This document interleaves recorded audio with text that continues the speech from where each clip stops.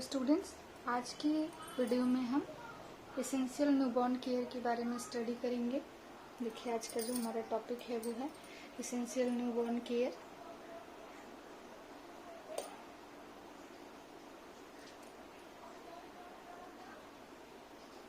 Essential newborn care basically क्या होता है। सबसे पहले हम ये जानेंगे कि न्यूबॉर्न हम किसको कहते हैं। न्यूनेट्स या न्यूबॉर्न बेबी बच्चे के बर्थ के बाद में जो 28 डेज का समय होता है, ठीक है, बर्थ होने के बाद से लेकर के 28 डेज का जो टाइम ड्यूरेशन होता है उसमें हम बच्चे को क्या बोलते हैं, न्यूनेट्स बोलते हैं, ठीक है। और तो बेसिकली इसी न्यूबॉर्न केयर के बारे में या न्यूनेट्स केयर के बारे में हम स्टडी करने वाले हैं कि उनको हम किस तरीके का केयर देते हैं। न्यूबॉर्न का मतलब जो अभी अभी बॉर्न हुआ है, ठीक है, पैदा हुआ है, वो क्या है, न्यूबॉर्न है। तो 28 डेज का जो समय रहता है उसको हम क्या बोलते हैं, न्यूनेट्स। बेसिकली न्यूनेटल पीरियड में या न्यूबॉर्न बेबी को हम कौन कौन सा केयर प्रोवाइड करते हैं इसके बारे में हम आज की वीडियो में डिस्कस करेंगे। तो देखिए, सबसे पहले क्या है कि जो नॉर्मल हेल्दी न्यूबॉर्न बेबी होते हैं या न्यूनेट्स होते हैं, ठीक है, वो बेसिकली उनको हम मतलब उनकी जो मदर होती हैं वो भी केयर प्रोवाइड कर सकती हैं, लेकिन under the supervision of nursing personnel और primary health care providers. Okay, जो प्राइमरी हेल्थ केयर प्रोवाइडर्स होते हैं या जो भी नर्सिंग पर्सोनल्स होते हैं उनके सुपरविजन में मदर खुद भी बच्चे को, यानी कि जो न्यूनेट्स है या न्यूबॉर्न बेबी है, उसको केयर प्रोवाइड कर सकती है, ठीक है। तो अब हम कैसे डिसाइड करेंगे कि जो बच्चा है वो नॉर्मल है या नहीं, यानी कि हेल्दी है या नहीं। तो हम यहाँ पे कुछ क्राइटेरियाज के बारे में देख लेते हैं। हेल्दी न्यूबॉर्न बेबी हम किसको कहते हैं।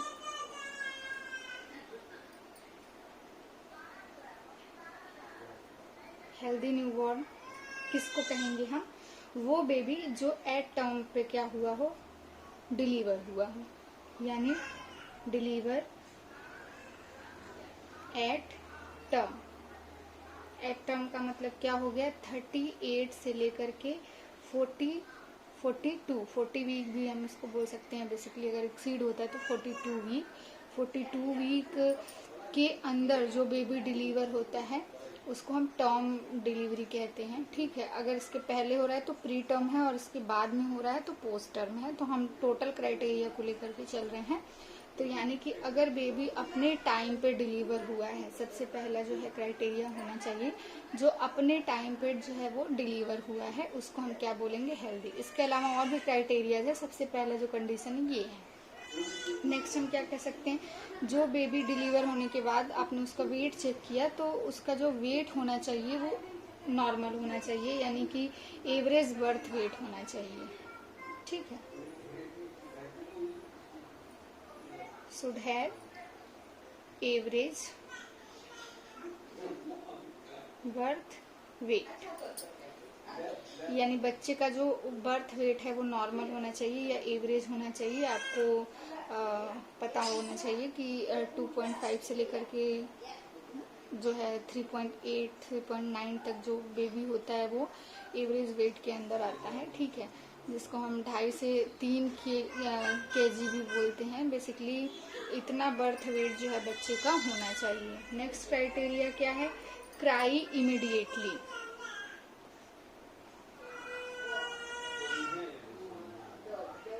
क्राई इमीडिएटली फॉलोइंग बर्थ, यानी कि बर्थ के बाद बच्चा तुरंत क्या हुआ हो, रोया हो। अब यहाँ पे रोना क्यों जरूरी है, जब वो रोएगा तभी सांस लेगा। हमने पिछले वीडियो के अंदर भी डिस्कस किया था कि बच्चा जो है इंडिपेंडेंट रेस्पिरेशन उसके अंदर तभी होता है जब वो पहली बार क्राई करता है, ठीक है। तो नेक्स्ट क्या होगा, स्टैब्लिशेस इंडिपेंडेंट रिदमिक रेस्पिरेशन। हम कह सकते हैं कि जब क्राई किया तो उसका जो रेस्पिरेशन है वो क्या होगा, स्टैब्लिश होगा। तो हम यहाँ पे लिख सकते हैं establishes independent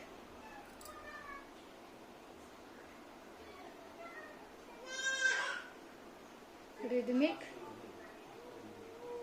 रेस्पिरेशन, ठीक है, यानी कि जो बच्चा है वो अच्छे तरीके से क्या हो रहा है, सांस ले रहा है, ठीक है।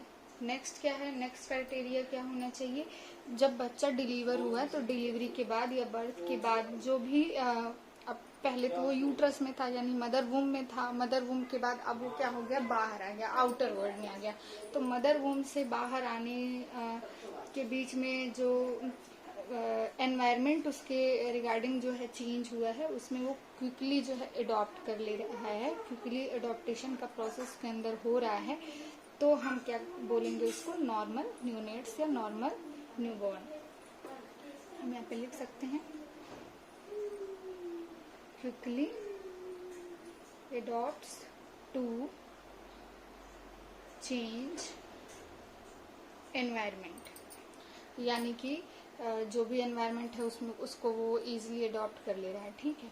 तो देखिए जो इसेंशियल न्यूबॉर्न केयर होता है उसको मदर प्रोवाइड कर सकती है तब जब बच्चा क्या हो, हेल्दी हो। हेल्दी होने का क्राइटेरिया क्या है कि बच्चा अपने समय पे डिलीवर हुआ हो, दूसरा उसका बर्थ वेट जो है वो एवरेज होना चाहिए, तीसरा बर्थ के बाद वो रोया हो, चौथा क्या है कि अच्छे तरीके से सांस ले रहा हो इंडिपेंडेंटली। ऐसा नहीं है कि आप ऑक्सीजन पे बच्चे को रखे हैं तो मदर उसको केयर नहीं प्रोवाइड कर सकती है, तब हेल्थ केयर प्रोवाइडर की वहाँ पे नीड पड़ेगी। नेक्स्ट क्या है कि बच्चा जो भी एनवायरनमेंट में है उसको वो क्विकली क्या कर रहा है, अडॉप्ट कर रहा है। तो ये सारे जो क्राइटेरियाज हैं वो हेल्दी न्यूबॉर्न के क्राइटेरियाज हैं। अब हम देखेंगे कि जो इमीडिएट बेसिक केयर क्या हम प्रोवाइड करेंगे बच्चे को, यानी कि जो भी न्यू बॉर्न बेबी हैं या न्यूनेट्स हैं उनको हम कौन सा बेसिक केयर प्रोवाइड करेंगे आफ्टर बर्थ इमीडिएटली, ठीक है।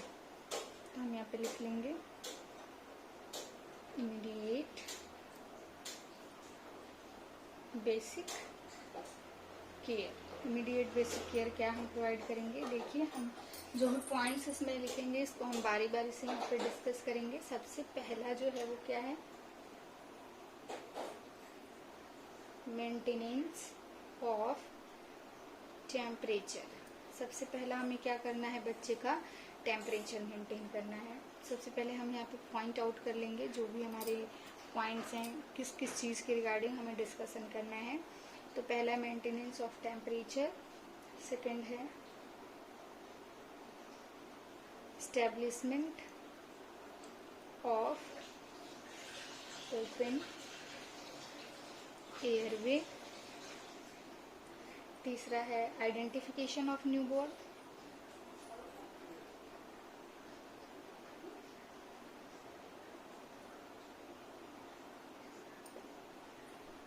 चौथा है विटामिन के इंजेक्शन, पांचवा है initiation of breast feeding.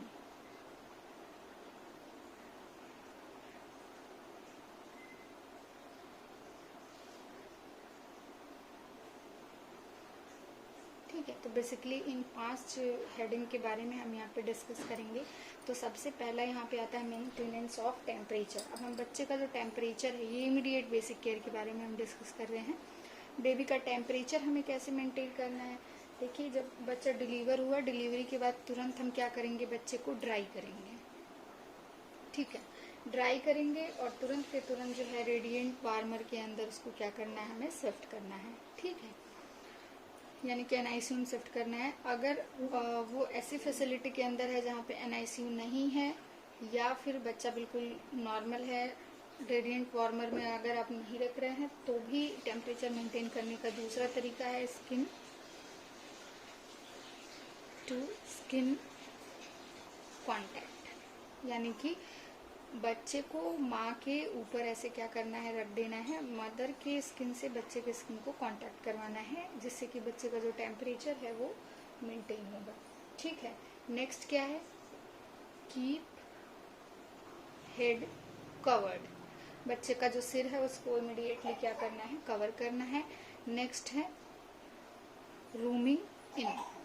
Rooming in का मतलब क्या हुआ यहाँ पे कि जो बेबी है, बेबी मदर के पास होना चाहिए, ही और she should not be separated from mother. आप ऐसा नहीं है कि माँ को कहीं और रखें और बच्चे को कहीं और पे टहला रहे हैं, तो ऐसा नहीं करना है।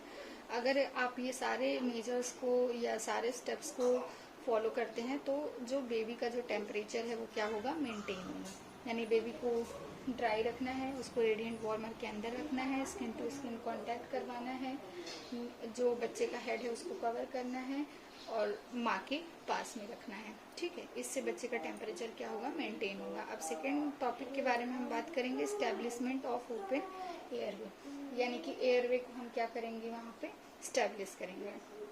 यानी हम ये इंश्योर करेंगे कि जो बेबी का एयरवे है वो क्लीन है और ओपन है या नहीं। ठीक है, तो यहाँ पे क्या है, देखिए सबसे पहली बात ये है कि ज़्यादातर जो बेबी होते हैं वो डिलीवरी के तुरंत बाद ही अपने आप क्या करते हैं, क्राई करते हैं। अगर वो क्राई करते हैं तो ऑब्वियसली वो स्पॉन्टेनियस रेस्पिरेशन कर रहे हैं। ठीक है, लेकिन जब बच्चे का हेड डिलीवर हो रहा है, डिलीवरी के टाइम पे बच्चे का जब हेड डिलीवर हो गया है तो हमें क्या करना है, जो भी वहाँ पे बर्थ अटेंडेंट हैं वो इमिडिएटली क्या करना चाहिए, उनको सक्शन करना चाहिए बच्चे का, जिससे कि सक्शन करना है, वाइप करना है, जो भी फेस पे और मुंह के अंदर या नाक पे, नाक के अंदर जो भी म्यूकस है, जो भी सिक्रीशन है, उसको क्या करना है, रिमूव करना है।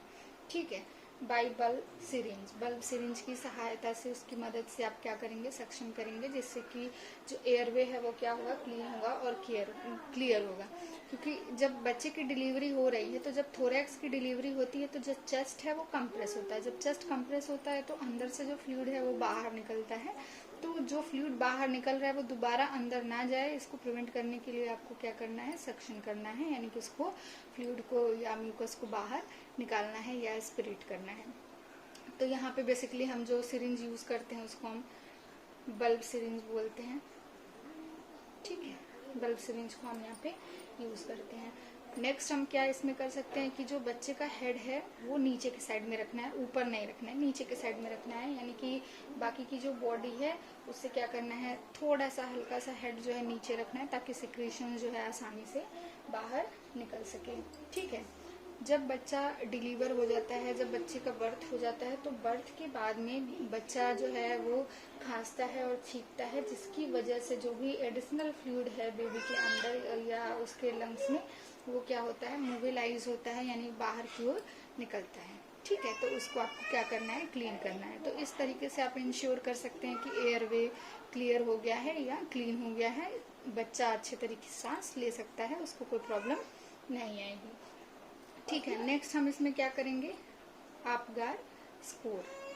पिछले वीडियो के अंदर एक पूरा का पूरा वीडियो है आपगार स्कोर पे। आपगार स्कोर बेसिकली क्या होता है, यहाँ पे हम अपीयरेंस, पल्स, ग्रेमेस और रेस्पिरेशन, ये सारी चीज़ों, एक्टिविटी, ये सारी चीज़ों को हम यहाँ पे क्या करते हैं, मेजर करेंगे। मेजर करने से हम असेस कर पाएंगे कि बेबी का हेल्थ एंड वेलबींग ठीक है या नहीं, बच्चा सरवाइव कर सकता है या नहीं। ठीक है, तो स्टेब्लिशमेंट ऑफ ओपन एयरवे ये हमने यहाँ पर डिस्कस कर लिया। अब हमारा थर्ड पॉइंट है identification of newborn. Identification of newborn का मतलब यहाँ पे क्या हो गया कि न्यूबॉर्न बेबी को आप कैसे आइडेंटिफाई करेंगे। आइडेंटिफाई करने के लिए क्या करना है, जब भी बच्चे का डिलीवरी हो जाता है, बच्चे का बर्थ हो जाता है, तो बेबी को वहाँ से कहीं और शिफ्ट करने के पहले, यानी कि डिलीवरी एरिया से ले जाने के पहले आपको क्या करना है, जो आइडेंटिफिकेशन ब्रेसलेट होता है उसको क्या करना है, आइडेंटिकल नंबर लिख करके उस पर हमें क्या करना है, एक नंबर लिखना है बेसिकली, जिसको हम आइडेंटिकल नंबर बोलते हैं। तो वो आइडेंटिकल नंबर वाला ब्रेसलेट माँ को और बच्चे को क्या करना है, पहनाना है। ठीक है, ये आपको कब करना है, जब बच्चा जो है डिलीवरी एरिया से अगर आप शिफ्ट कर रहे हैं तो उसके पहले, शिफ्ट करने के पहले आपको ब्रेसलेट बच्चे को पहना देना है, माँ को पहना देना है, जिससे कि आप पहचान सके कि ये किसका बेबी है। ठीक है, तो ये क्या है, आइडेंटिफिकेशन ऑफ न्यूबॉर्न। नेक्स्ट क्या है, विटामिन के इंजेक्शन। अब देखिए, विटामिन के इंजेक्शन बच्चे के बर्थ के तुरंत बाद हम क्या करते हैं, विटामिन के का इंजेक्शन लगाते हैं। बेसिकली इसका फ़ायदा क्या है, विटामिन के का जो इंजेक्शन होता है वो न्यूनेटल हैमरेज को प्रिवेंट करने का काम करता है या रोकने का काम करता है during first few days of life. ठीक है, कब तक, जब तक बच्चे के अंदर जो है वो मतलब विटामिन के प्रोड्यूस ना होने लगे, तब तक ये ही क्या करता है, कोई भी तरीके के हैमरेज को बचाता है। ठीक है। न्यूनेटल जो हेमरेज होता है उसको प्रिवेंट करता है या उसको रोकता है, ठीक है। तो इसके लिए हमें क्या करना है, विटामिन के का इंजेक्शन लगाना है। अब विटामिन के का इंजेक्शन लगाना कैसे है, अगर बच्चा टर्म बेबी है तो आप क्या करेंगे 1 mg लगाएंगे IM, ठीक है। अगर प्री टर्म है, बच्चा प्री टर्म है तो आपको क्या करना है, यहाँ पे 0.5 mg लगाना है IM, ठीक है। टर्म बेबी में 1 mg लगेगा, प्री टर्म बेबी में 0.5 mg लगेगा। इसका अल्टरनेटिव रूट भी है, ये IM रूट से हम लगा रहे हैं यानी इंट्रामस्कुलर लगा रहे हैं, लेकिन इसका अल्टरनेटिव रूट भी है, ओरल रूट से भी हम दे सकते हैं। लेकिन अगर हम ओरली दे रहे हैं तो 2 mg हम क्या करेंगे बर्थ के टाइम पे देंगे, फिर हम सेम यही डोज रिपीट करेंगे 3 से 5 दिन के अंदर और फिर 6 वीक के अंदर, ठीक है। तो 3 बार आपको देना है विटामिन की अगर आप ओरली दे रहे हैं। अदरवाइज अगर आप IM दे रहे हैं तो इस तरीके से इसका डोज है, ओके।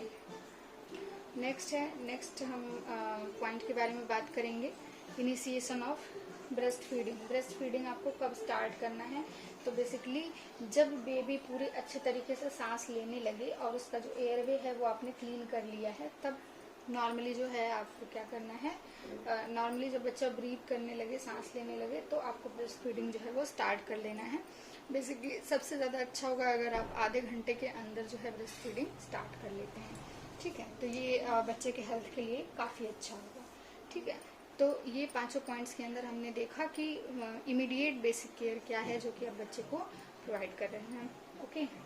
नेक्स्ट हम एक पॉइंट के बारे में यहाँ पे डिस्कस करेंगे, डेली रूटीन केयर। अब ये तो इमीडिएट है, यानी कि हॉस्पिटल में बच्चा है तब आप ये सारी की सारी चीज़ें कर रहे हैं। अब डेली रूटीन केयर क्या है, डेली रूटीन केयर में आप बच्चा घर ले जाने के बाद, डिस्चार्ज करने के बाद, या नॉर्मली अगर बच्चा हॉस्पिटल में स्टे किया है तो डेली आपको उसका किस तरीके से केयर करना है इसके बारे में हम बात करेंगे। बेसिकली सबसे पहले हम ये देख लेते हैं, देखिए डेली रूटीन केयर।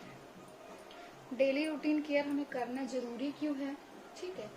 क्यों जरूरी है, क्योंकि ज़्यादातर जो कॉम्प्लिकेशन होता है वो बच्चे के बर्थ के 24 घंटे में या फिर 7 दिनों के अंदर होता है। तो बेसिकली उस कॉम्प्लिकेशन की वजह से बहुत सारे बच्चों की डेथ हो जाती है।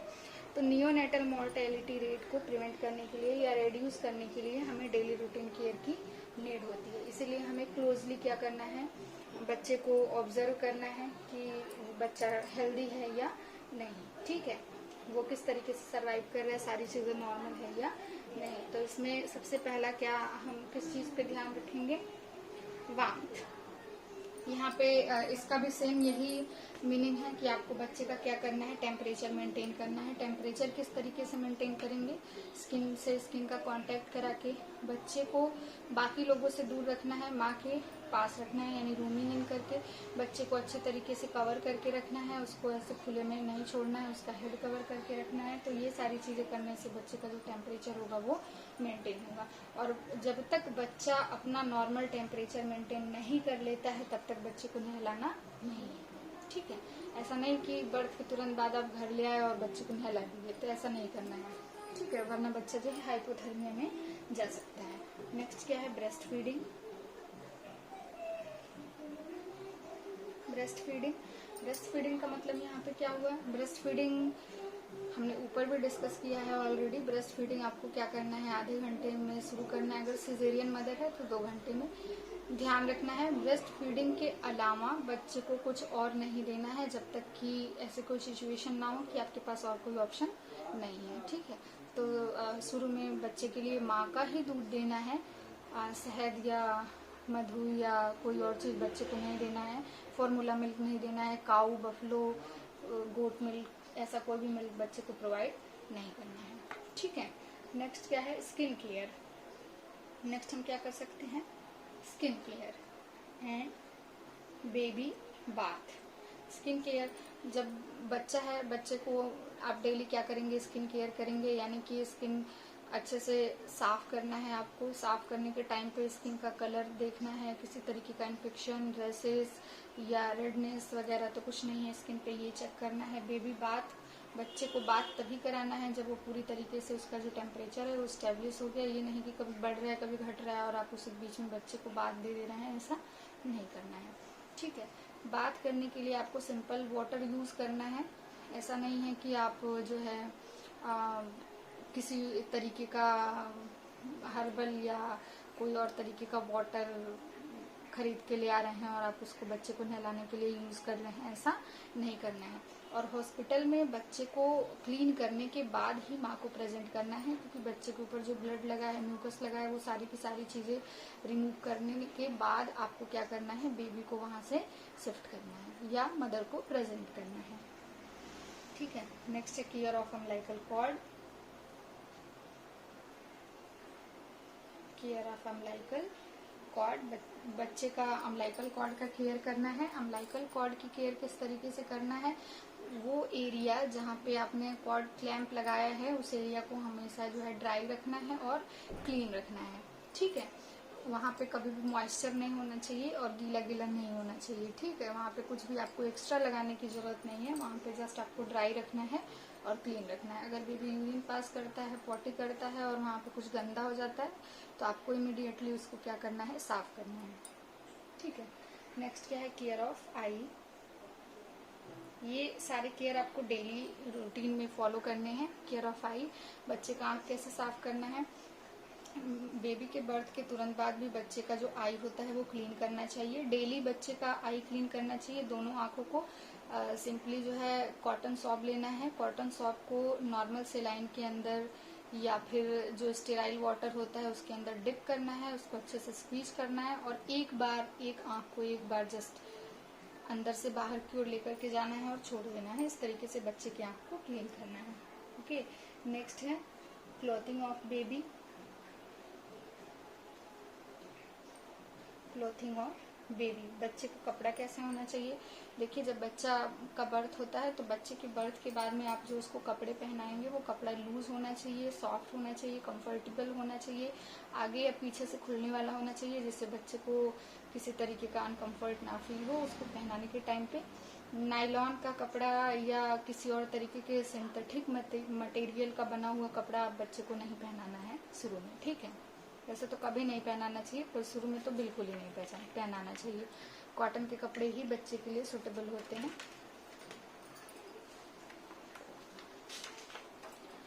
ठीक है, नेक्स्ट है,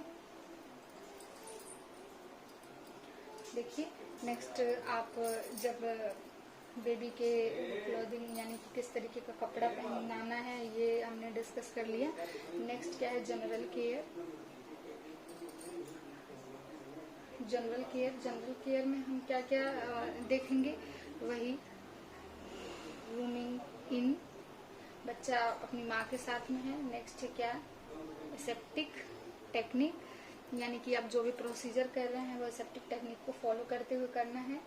नेक्स्ट क्या है, सेंसरी स्टिमुलेशन, यानी सेंसरी स्टिमुलेशन का क्या होगा, जो भी हमारा सेंस ऑर्गन है वो ठीक से काम कर रहा है कि नहीं कर रहा है, ये बेसिकली चेक नहीं करना, उसको स्टिमुलेट करना है, यानी कि टच के द्वारा। ठीक है, आप उसे छू सकते हैं बच्चे को, वो बच्चा उसको फील कर पा रहा है या नहीं। अगर आप ताली बजा रहे हैं या चुटकी बजा रहे हैं, बच्चा उस पर रिस्पॉन्स कर रहा है या नहीं। तो इन सारी चीज़ों को यानी कि सेंसरी स्टिमुलेशन आपको वहाँ पे ट्राई करना है, जिससे बच्चे के सेंस ऑर्गन अच्छे तरीके से डेवलप हो, काम करें। ठीक है, नेक्स्ट है ऑब्जर्वेशन।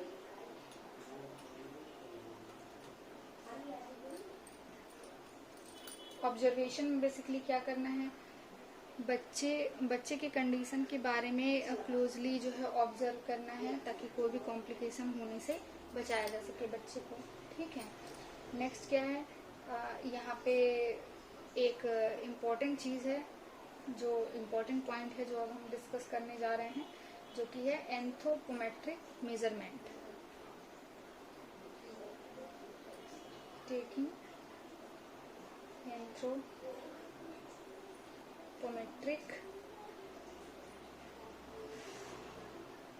मेजरमेंट। ठीक है, एंथ्रोपोमेट्रिक मेजरमेंट में बेसिकली हमें क्या करना है, हम कौन कौन सी चीज़ें चेक करते हैं। सबसे पहला वेट, देखिए, जो बच्चे का वेट होता है वो 2.5 से 3 किलो के बीच में होना चाहिए, एवरेज बर्थ वेट जो होता है। लेकिन जब बच्चा डिलीवर हो गया, बच्चे का बर्थ हो गया, तो फर्स्ट मंथ में कह सकते हैं, फर्स्ट मंथ के अंदर बच्चे का जो वेट है वो 30 ग्राम जो है, 30 ग्राम पर डे के हिसाब से जो है वो बढ़ना चाहिए। ठीक है। सेकेंड मंथ के अंदर कितना बढ़ेगा? 20 ग्राम पर डे के हिसाब से। ठीक है। और उसके बाद से सेकेंड मंथ हो गया, फर्स्ट मंथ हो गया, सेकेंड मंथ के बाद तीसरे मंथ से लेकर के जो है 1 ईयर के बीच में जो बच्चे का बर्थ है वो 10 ग्राम पर डे के हिसाब से बढ़ना चाहिए। तो इस तरीके से बच्चे का जो वेट है वो आपको मेजर करते रहना है। ठीक है, कि बढ़ रहा है अप्रोप्रिएट तरीके से या नहीं। दूसरा हम बात करेंगे लेंथ के बारे में। ये सब एंथ्रोपोमेट्रिक मेजरमेंट है, यानी कि हाइट, वेट, हाइट हो गया, वेट हो गया, लेंथ हो गया। ठीक है, ये सारी चीज़ें, चेस्ट सर्कमफेरेंस, हेड सर्कमफेरेंस, इन सारी चीज़ों के बारे में हम यहाँ पे मेजर करते हैं, चेक करते हैं। ठीक है। लेंथ हम कैसे चेक करेंगे? जो हेड होता है, हेड के टॉप से, जो हेड है, हेड के टॉप से हम क्या करेंगे? हील, ठीक है, वहां तक हील को हमें क्या करना है? फुल्ली एक्सटेंडेड करना है, यानी पूरी तरीके से फैला लेना है। तो हेड के टॉप से लेकर के हील तक आपको क्या करना है? मेजर करना है। लेंथ कितना होना चाहिए? 46 से लेकर के 56 सेंटीमीटर बर्थ के टाइम पे। ठीक है, बेबी का होना चाहिए एंथ्रोपोमेट्रिक मेजरमेंट में, तो आपको ये चेक करना है। नेक्स्ट क्या है? Head circumference. ये एग्जाम में भी बहुत बार पूछता है, वाइवा में भी पूछता है। ये वेट कितना होता है, लेंथ कितना होता है, हेड सर्कमफेरेंस कितना होता है। हेड सर्कमफेरेंस बच्चे का जो है वो 33 से लेकर के 35 सेंटीमीटर होता है। बेसिकली जो हेड सर्कमफेरेंस होता है वो 2 सेंटीमीटर लार्जर देन चेस्ट। जो चेस्ट सर्कमफेरेंस होता है हमेशा चेस्ट सर्कमफेरेंस से 2 सेंटीमीटर बड़ा होता है हेड सर्कमफेरेंस। नेक्स्ट है चौथा, चेस्ट सर्कमफेरेंस। चेस्ट सर्कमफेरेंस जब हम चेक करते हैं तो ये कितना होना चाहिए? 30 से लेकर के 33 के बीच में सेंटीमीटर। ठीक है, तो हम यहाँ पे लिख सकते हैं कि जो चेस्ट सर्कमफेरेंस है वो हमेशा क्या होगा? 2 सेंटीमीटर क्या होगा? कम होगा हेड सर्कमफेरेंस से। जब भी हम चेस्ट सर्कमफेरेंस चेक करते हैं तो हमें कहाँ से चेक करना है? जो स्कैपुला होता है बेसिकली, उधर से ले जाते हुए, निप्पल लाइन के ऊपर से ले जाते हुए आपको क्या करना है? चेक करना है चेस्ट सर्कमफेरेंस। ठीक है। नेक्स्ट क्या है? इम्यूनाइजेशन। ठीक है, इम्यूनाइजेशन ये एंथ्रोपोमेट्रिक एग्जामिनेशन हो गया। ये वेट, लेंथ, हेड सर्कमफेरेंस और चेस्ट सर्कमफेरेंस। अब नेक्स्ट है इम्यूनाइजेशन। इम्यूनाइजेशन में हम कौन कौन सा इम्यूनाइजेशन देते हैं बच्चे को, कौन कौन सा वैक्सीन देते हैं? पहला जो है BCG, बर्थ के टाइम की हम बात कर रहे हैं, क्या क्या देंगे। दूसरा ओरल पोलियो वैक्सीन। तीसरा हेपेटाइटिस B। ये 3 जो है वैक्सीन हम बर्थ के टाइम पे बच्चे को प्रोवाइड करते हैं, देते हैं। ठीक है। नेक्स्ट क्या है? Follow up advice. बच्चा अगर आप घर पे भेज रहे हैं, ठीक है, डिस्चार्ज कर रहे हैं, तो फॉलो अप एडवाइस क्या देंगे कि बच्चे को हम कह सकते हैं कि पहले 3 महीने, स्टार्टिंग के जो 3 महीने होते हैं उसमें हर मतलब महीने आपको क्या करना है? हॉस्पिटल में आकर के विजिट करना है। हम यहाँ पे लिख दे रहे हैं, once every month for first 3 month. ठीक है, तो क्या है? एक बार, मतलब हर महीने में एक बार आपको क्या करना है? जो पहले के 3 महीने हैं उसमें हर महीने जाकर के बच्चे को दिखाना है कि उसका हाइट, वेट और सारी चीजें ठीक है या नहीं। 3 महीने के बाद आपको क्या करना है? 3 महीने के बाद 1 साल तक हर 3 महीने में आपको क्या करना है? एक बार चेक करना है। ठीक है, पहले 3 महीने में हर महीने जाना है, फिर 3 महीने के बाद 3 महीने में एक बार जाना है, साल भर तक। तो ये आप क्या करेंगे? फॉलो अप एडवाइस देंगे मदर को या फैमिली मेंबर को कि इस तरीके से करना है। ठीक है। तो ये बेसिकली हमने जो अभी अभी डिस्कस किया ये किसके बारे में था, जो भी इमीडिएट बेसिक केयर है जो हम बच्चे को प्रोवाइड करते हैं, उसके बाद डेली रूटीन केयर हम किस तरीके से प्रोवाइड करेंगे इसके बारे में था। ठीक है, अब देखिए इतने सारे चीज़ों के बाद एक जो इम्पोर्टेंट चीज़ है वो है कॉर्ड ब्लड कलेक्शन, जो कि ज़्यादातर नहीं होता है। कॉर्ड ब्लड कलेक्शन का मतलब क्या है कि जब बच्चा का बर्थ हुआ तो बच्चे के बर्थ के बाद जो कॉर्ड ब्लड है उसको आप एनालिसिस करने के लिए लेबोरेटरी में क्या करना है, आपको भेजना है। तो बेसिकली वहाँ पे क्या क्या चेक होगा, आरएच फैक्टर यानी मदर और बच्चे का आरएच मैच कराने के लिए अगर कोई प्रॉब्लम हो तो हम आइडेंटिफाई कर सकते हैं। हिमेटोक्रिट और जो है कॉर्ड ब्लड गैसेस, इन सारी चीज़ों को चेक करने के लिए आपको क्या करना है, कॉर्ड ब्लड को कलेक्ट करके उसको लेबोरेटरी में सेंड करना है। ठीक है, तो ये सारे के सारे जो केयर थे वो न्यूबॉर्न इसेंशियल न्यूबॉर्न केयर के अंदर आता है कि आप कैसे केयर प्रोवाइड करेंगे। अब एक छोटी सी चीज़ पे हम यहाँ पे डिस्कशन कर लेते हैं। कुछ हार्मफुल ट्रेडिशनल प्रैक्टिस हैं जो कि हमारे सोसाइटी में चल रही हैं, जो लोगों को ऐसा लगता है कि सही है पर वाकई में वो सही नहीं है, जो पुराने ज़माने से चली आ रही हैं पर आज की डेट में वो सब बच्चों को नुकसान पहुँचाती हैं। उसके बारे में हम शॉर्टली देख लेंगे। जैसे कि हम यहाँ पे लिख लेते हैं हार्मफुल ट्रेडिशनल प्रैक्टिस क्या क्या है। पहला कि बच्चे का जो अम्लाइकल कॉर्ड है, बहुत सारे लोगों का ऐसा मानना है कि वहाँ पे मिट्टी लगाने से या गाय का गोबर लगाने से वो जल्दी जो है सूख जाता है, तो ये बहुत ही गलत प्रैक्टिस है, ऐसा नहीं करना है। नेक्स्ट क्या है, इमीडिएट बाथिंग। जैसे कि कुछ लोगों को ऐसा लगता है कि बच्चे के बर्थ के बाद तुरंत उसको नहलाना है, तब घर में लेके जाना है या घर में लेके जाने के बाद तुरंत नहला देना है, तो ऐसा नहीं करना है, ये हार्मफुल प्रैक्टिस है। नेक्स्ट है प्रीलैक्टल फीड। प्रीलैक्टल फीड का मतलब क्या हो गया कि बच्चे के बर्थ के बाद 3 दिन के अंदर माँ के दूध के अलावा बच्चे को कुछ भी नहीं देना है। इवन किसी भी तरीके का शहद या फिर घी या कोई और सब्सटेंस बच्चे को बिल्कुल भी नहीं प्रोवाइड करना है माँ के दूध के अलावा। लेकिन कई जगहों पे ये कल्चरल प्रैक्टिस है कि बच्चे के बर्थ के बाद में शहद चटाया जाता है या ऐसा कुछ किया जाता है, तो ये हार्मफुल प्रैक्टिस है। ओके, नेक्स्ट काजल।